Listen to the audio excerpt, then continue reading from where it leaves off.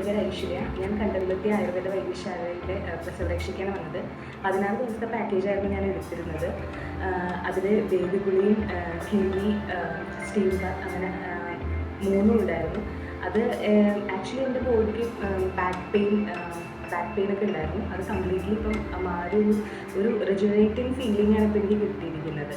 പിന്നെ ഇവിടെ ഉണ്ടായിരുന്ന ആയ പ്രത്യേകം എടുത്തു പറഞ്ഞത്, അതായത് നമ്മുടെ ഒപ്പം എപ്പോഴും കൂടെ ഉണ്ടാകും.